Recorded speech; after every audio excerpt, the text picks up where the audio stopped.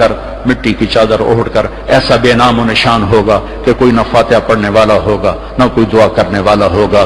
بے حیا معاشرہ وہ زمین کے لیے دھرتی کے لیے ناسور بن جاتا ہے، اور پاکیزہ معاشرہ اس کائنات کا سب سے خوبصورت پھول ہوتا ہے جس کی مہک سارے عالم کو چمکاتی ہے، سارے عالم کو خوشبودار کرتی ہے۔ دمشق جب فتح ہوا تو کیسر کی بیٹی وہاں کے حکمران کی بیگم تھی، توما، اس کا نام تھا توما، وہ قتل ہو گیا۔ جب باندیاں کٹھی ہوئیں مال غنیمت میں تو حضرت خالد کو پتا چلا کیسر کی بیٹی بھی باندیوں میں، تو انہیں ایک دم اس کو الگ کیا، خیمہ لگوایا، اس کی نوکرانیوں کو اس کے ساتھ کیا اور ان کے لیے پہرا مقرر کیا۔ پھر عزت و احترام کے ساتھ 400 آدمیوں کا دستہ فوج صحابہ کافر کی بیٹی کو پہنچانے جا رہا ہے کہ جاؤ اس کے باپ کے پاس پہنچا کر آؤ، اسے کہو کہ ہم دشمن کو بھی یہ عزت دیتے ہیں، ہم عزت کی یوں حفاظت کرتے ہیں۔ یہ 400 مقدس ترین انسانوں کا قافلہ ایک کافر کی بیٹی کو پہنچانے کے لیے بارڈر تک گیا، انطاکیہ آج کل ترکی میں ہے۔ جب کیسر کی بیٹی نے بتایا نا کہ میرے ساتھ خالد بن ولید نے یہ سلوک کیا ہے، اور مسلمان روزانہ اخبار میں عزتیں لوٹی ہوتی ہیں، لوٹنے والے امریکہ سے نہیں آئے، انڈیا سے نہیں آئے، اسرائیل سے نہیں آئے، فرانس سے نہیں آئے، اپنے ہی ہے۔ ماؤں نے جن کے چھوڑ دیا، باپ نے کمائی کے چکر میں بتانا بھی چھوڑ دیا، تو درندے بن کے باہر نکل آئے، وحشی بن کے باہر نکل آئے۔ یہ کوئی امریکہ کی سازش ہے؟ روزانہ عزتیں لٹ رہی ہیں۔ جب کیسر کو پتا چلا، اس کی بیٹی نے بتایا تو کیسر رونے لگا اور اس نے کہا جس قوم کے یہ اخلاق ہوں ایک دن آئے گا کہ میرے اس تخت کے بھی مالک ہوں گے جس پر میں آج بیٹھا ہوا ہوں۔ اور 6 مہینے بعد وہ ہوا، اللہ نے انطاکیہ بھی صحابہ کے قدموں میں ڈالا۔ میرے عزیزو، ہماری ایک عزت ہے، ہماری ایک ناموس ہے، ہماری آنکھ بے حیا نہیں ہوتی، ہم اللہ کی بتائی ہوئی ترتیب کے مطابق اپنی زندگی کی راہیں طے کرتے ہیں، اس کو کراس نہیں کرتے۔ اگر عبرت کا نشان دیکھنا ہے تو جا کے یورپ میں دیکھو، امریکہ میں دیکھو کہ وہاں کی عورت کا کیا حال ہے، وہاں کی ماں کا کیا حال ہے، وہاں کی بہن کا کیا حال ہے۔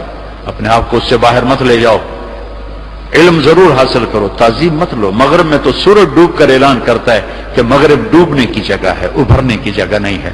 ابھرنے کے لیے اللہ نے مشرق کو بنایا ہے، تو اپنی تہذیب کی، اپنی عزت کی، اپنی ناموس کی حفاظت کرو، اپنے استادوں کی قدر کرو، جس سے پڑھو اس کے سامنے ساری زندگی سر جھکا کے چلو، چاہے وہ اچھا ہے برا ہے۔ اگر تمہارا استاد ہے ساری زندگی اس کے آگے سر نہ اٹھانا، اللہ تمہارے علم میں برکت دے گا، تمہارے علم میں برکت دے گا۔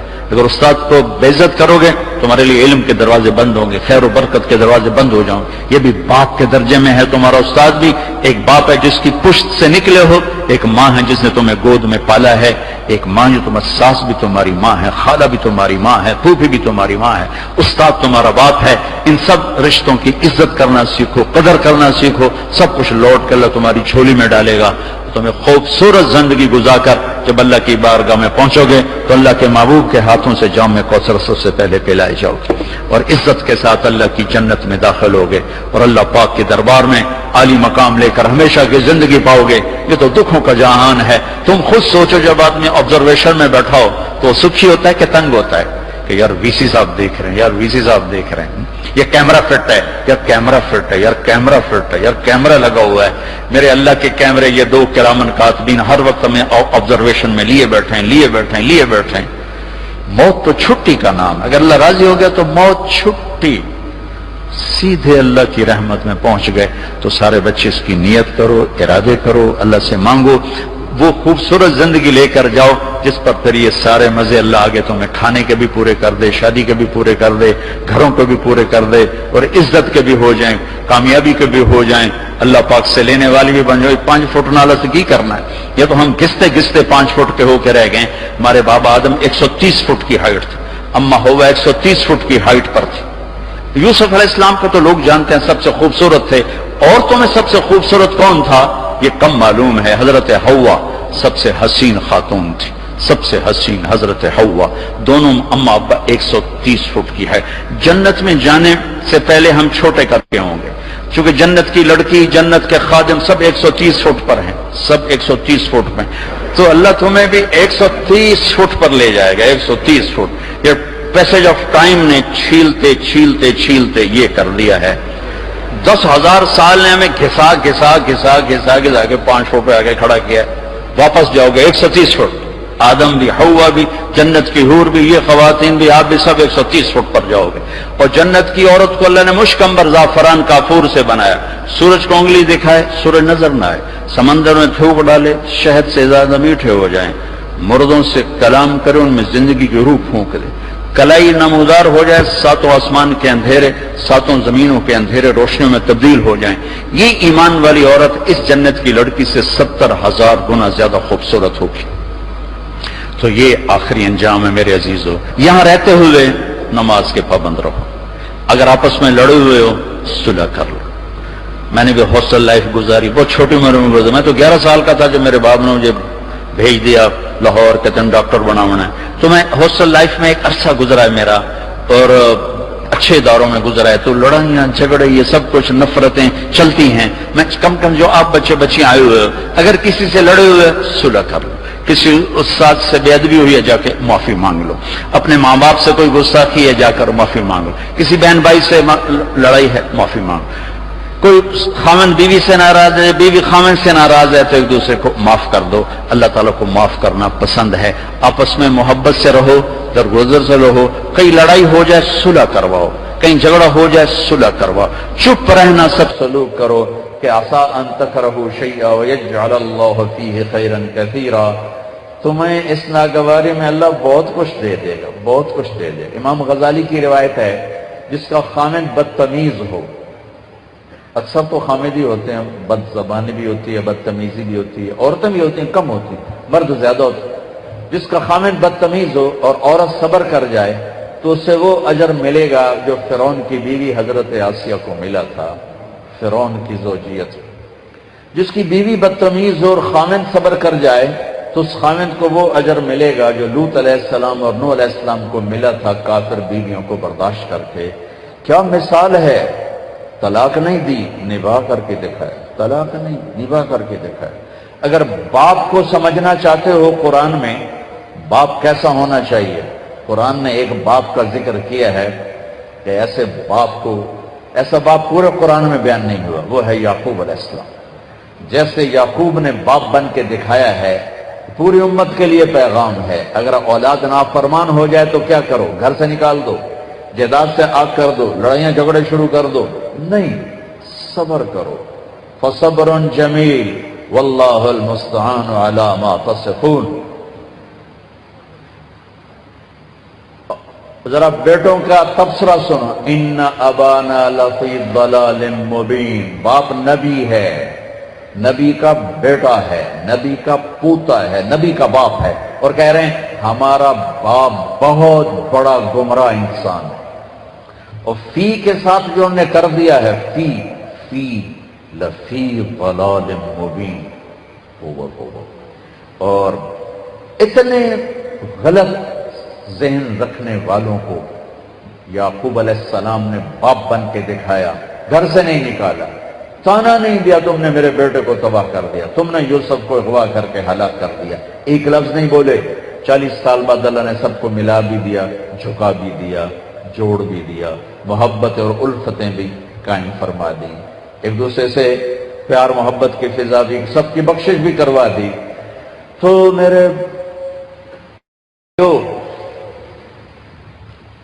سب سے زیادہ رشتوں کو نبھانا مشکل کام ہوتا ہے، تو جس کی بیوی بدتمیز ہو اور وہ خامد صبر کرے تو لوط اور نوح علیہ السلام والا صبر ملے۔ اولاد نافرمان ہو جائے، یہ میں اضافہ کر رہا ہوں، اولاد نافرمان ہو جائے اور باپ صبر کر جائے اور حسن سلوک کو باقی رکھے تو امید ہے اللہ یعقوب علیہ السلام والا اجر عطا فرمائیں گے، اجر عظیم عطا فرمائیں گے۔ ایک بہت بڑے بزرگ ہیں، ان کی بیوی بڑی بدتمیز، ان کا ایک مرید ان کو ملنے آیا، وہ گئے ہوئے تھے جنگل، اس نے دروازے پر دستک دی کہ میرے پیر ہیں. وہ کہنے کہ تیرے پیر دی بھی ایسی تیسی تے نال تیری بھی ایسی تیسی نال چنگیاں سلواتاں پڑھ سنائی. اسے کہلے بھی اے کی بنی تو اندر ہی کام بگڑیا پیا. اس نے دائیں بائیں پوچھا میرا پیر کدھر ہے؟ انہوں نے کہا ادھر جنگل گئے تھے. وہ جنگل کو چل پڑا. آگے دیکھا تو وہ لکڑیاں کاٹ کے شیر پر لاد کے آ رہے تھے، شیر پر. تو وہ حیران ہو کر کہنے لگا پیر سائیں اے بیگم تک قابو آئی نہیں تھی، شیر کے میں قابو آ گیا. وہ کہنے لگے میرا پتر او دیاں سہ سہ کے اللہ نے شیر میرے قابو کر دیتے. او دیاں سہ سہ کے رب ہے شیر میرے قابو کر دیتے. دیکھو بھائی یہ جنت نہیں ہے، یہ لڑائی جھگڑے کی جگہ ہے. صلح ہی صلح کرو، صلح کرو، صلح. بڑوں کا کام ہے. عام طور پر سسرالی معاشرہ تباہی پھیرتا ہے، صلح کا کردار ادا نہیں کرتا، آگ بھڑکاتا ہے. تو میں سب سے پاک گھر کی مثال دیتا ہوں. سب سے پاک جوڑا نبیوں کے بعد علی و فاطمہ. ہمارے نبی گھر میں آئے بیٹی کے تو اب تھوڑا غمگین بیٹھے. اب نے کہا کیا ہوا؟ کہ میرا اور علی کا جھگڑا ہو گیا. کہ علی کدھر ہے؟ کہیں باہر نکل گئے. تو آپ نے خود علی کی تلاش میں نکل پڑے. یہی نہیں کہا میں بیٹی کا باپ ہوں، میں کیسے جاؤں داماد کے پاس. اب خود چل پڑے تلاش کرنے. دیکھا تو حضرت علی مسجد میں لیٹے ہوئے تھے. تو چادر اتر، کرتا ذرا اوپر چڑھ گیا تھا تو کمر پر مٹی کے لگی ہوئی تھی. تو آپ آ کر بیٹھ گئے اور یوں اٹھائے قم یا ابا تراب. بڑے پیار سے کہا ابو تراب اٹھو. ابو تراب کا مطلب تھا مجھے پتہ چل چکا ہے تمہارا دونوں کا جھگڑا، لیکن تو مجھے ویسا ہی پیارا ہے جیسے پہلے پیارا تھا. یہ پیغام ہے ابو تراب میں. اب لائے گھر آئے اور یوں لیٹ گئے.